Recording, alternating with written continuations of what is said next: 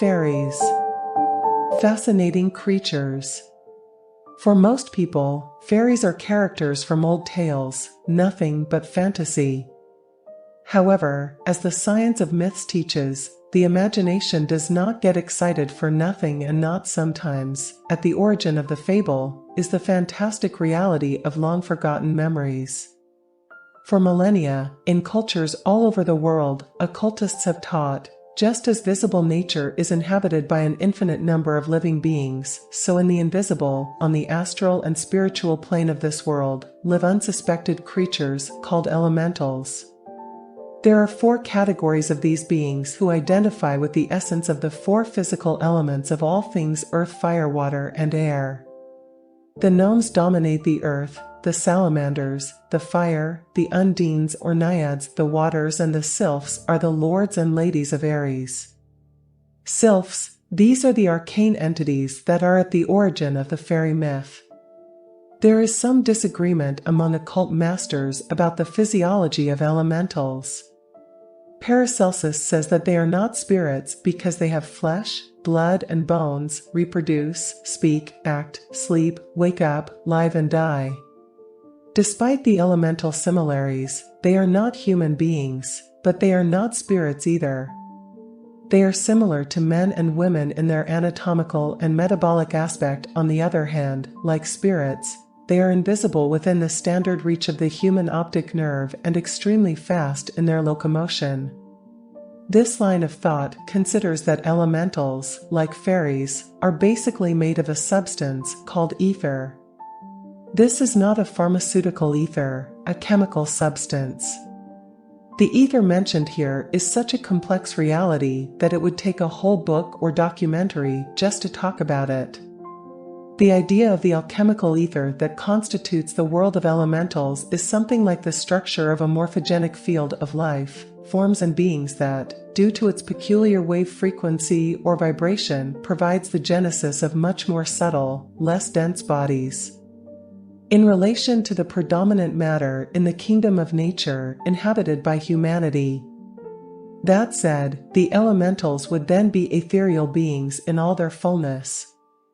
It means that they do not suffer conflicts between different sustaining organs to maintain their existence in the terrestrial environment as occurs with the human being.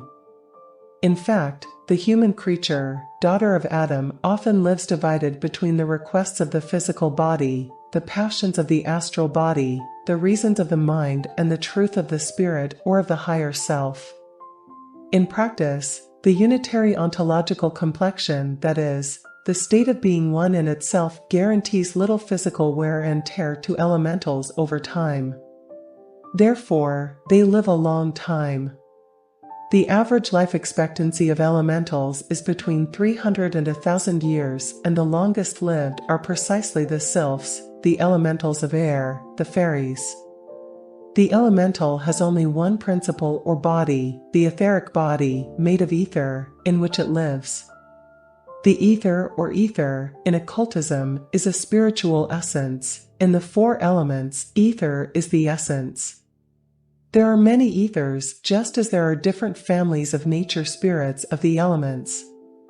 Being made of a single substance, the ether, the elementals do not suffer from friction and do not suffer from conflict, friction, dialectic, between vehicles. Therefore, in practical terms, elementals suffer little wear and tear on their bodies over time. Their biological functions have little chance of harm to suffer. Therefore, they live a long time, reaching advanced ages. Finally, if a human being, a mage, wants to dominate the elementals, if he wants to have access to such creatures and command them, putting them at his service, this human being must prove that he has complete control of the elements to which these belong. Entities. Teaches the Master Eliphaz Levi. Who wants to discover the treasures of the earth, cannot fear the caves. If he wants the powers of fire, he doesn't back down from the flames. Seekers of sea secrets are not afraid of ocean storms. And the powers that inhabit the air only respect those who seek the heights. The man who is afraid of water will never reign over the undines. He who fears fire cannot command the salamanders. As long as we are susceptible to vertigo, we must leave the sylphs in peace and not irritate the gnomes, because inferior spirits only obey a power that we prove to them, showing us their masters even in their own element. So, that's it for a while. Thanks for watching. If you like, share. Till the next video.